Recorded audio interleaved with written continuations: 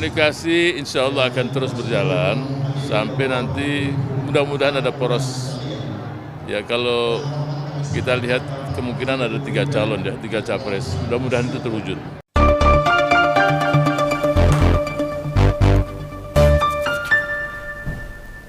Ya, berjumpa lagi dengan Om Ben. Salam seger waras nih. Partai Keadilan Sosial, Partai Keadilan Sejahtera, PKS. Sampai yang cara mendukung capresnya paling aneh. Meminta pilpres tahun depan itu diupayakan diikuti 3 capres. Ngapain ini tiba-tiba? PKS melontarkan hal ini. Katanya sih tujuannya supaya tidak terjadi polarisasi, perpecahan, otot-ototan. Lah, mestinya santai saja.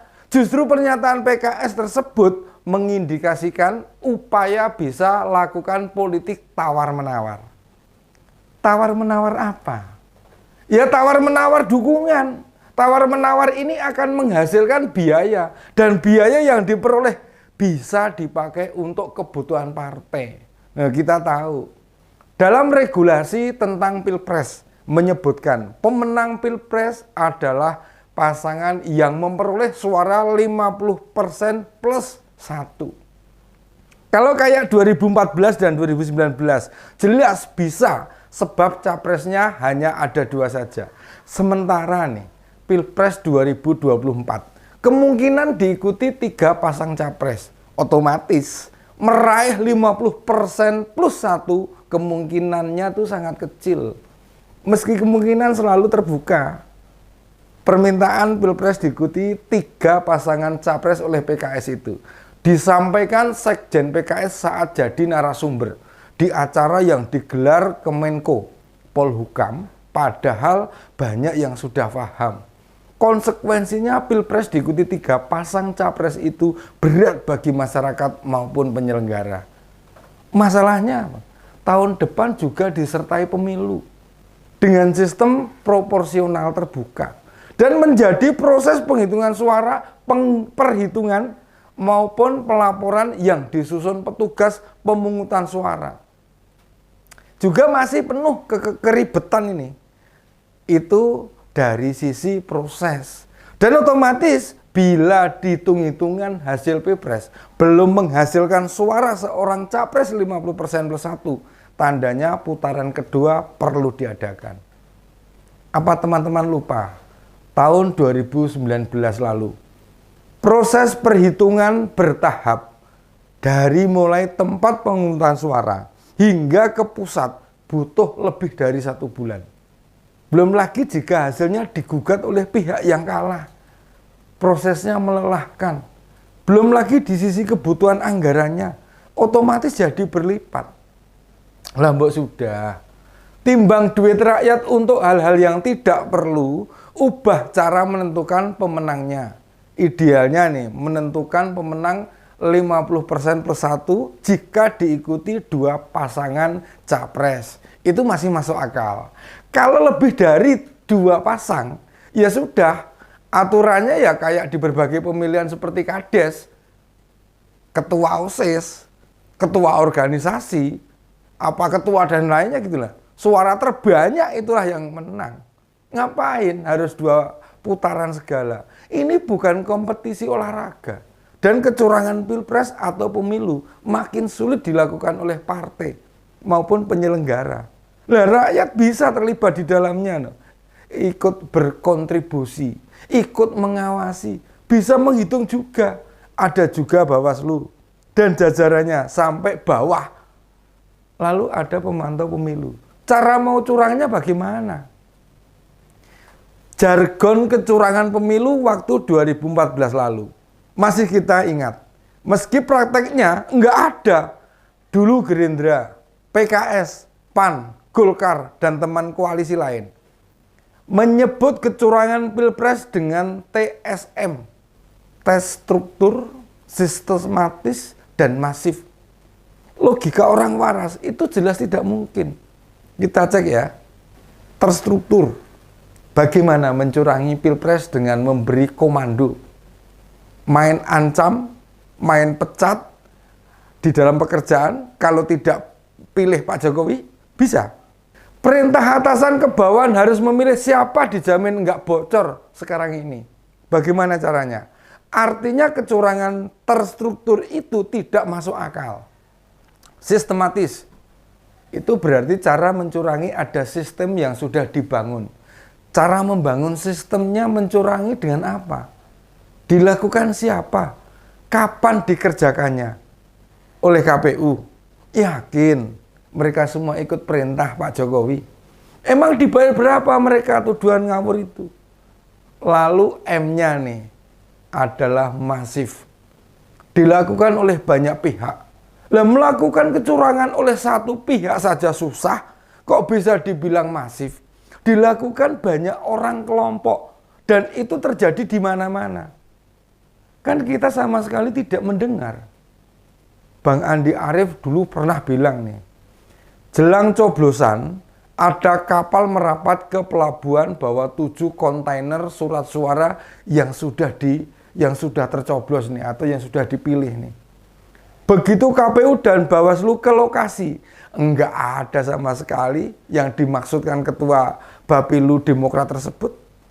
Nah, kembali ke soal usulan Pak Habib Abu Bakar di awal tadi nih. 3 pasangan capres itu juga meminimalisir polarisasi yang tajam dan panas.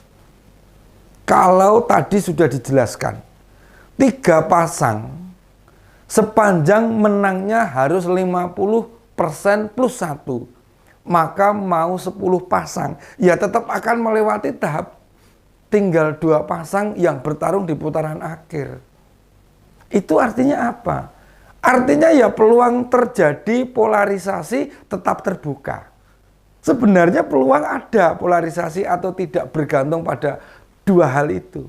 Pertama nih, jika parpol dan elitnya tidak mempertajam pertentangan di kader serta simpatisannya, maka polarisasi tidak akan terjadi. Yang kedua, penegakan hukumnya yang jelas membuat orang berpikir atau takut melakukan polarisasi. Itu saja.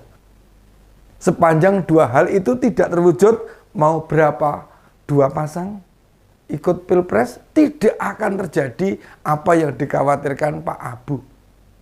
Nah, selama ini apa? Selama ini fitnah, adu domba, hingga caci maki dibiarkan saja. Gimana polarisasinya nggak kenceng?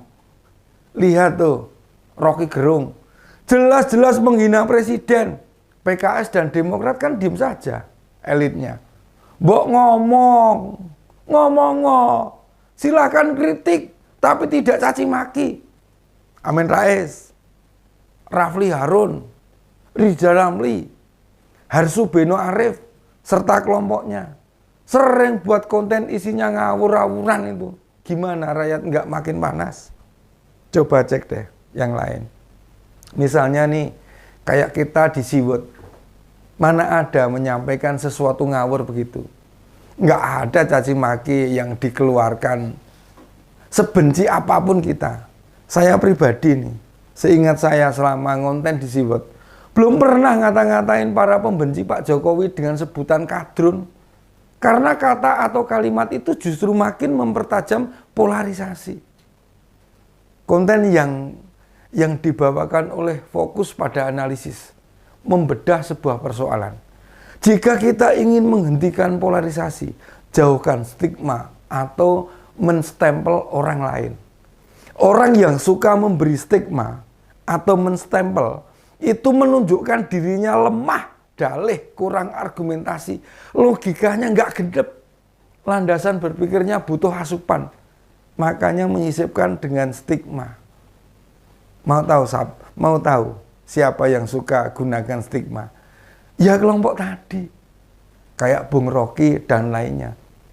Jadi Pak Habib Abu, terjadinya polarisasi kan memang dikompor-kompori terus. Lah Anda aja diem kok. Tahu Rocky Gerung menghina presiden. Pak Jokowi itu muslim. Dihina orang tidak beragama Anda diam. Coba kalau yang dihina itu Habib Rizik atau Habib Bahar, Anda mencak-mencak itu. Itu menunjukkan dari hati dan pikiran Anda.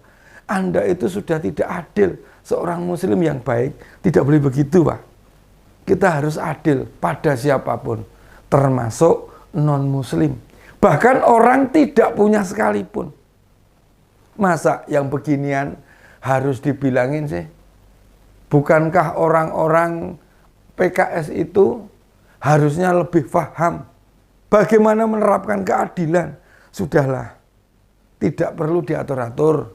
Mau 2 pasang atau 3 pasang, wong mau dukung Pak Anies saja kok sok jual mahal. Nunggu majelis syuro lah, setuju sama cawapresnya sajalah. Dan alasan lain, penting jaga pasukan medsos PKS.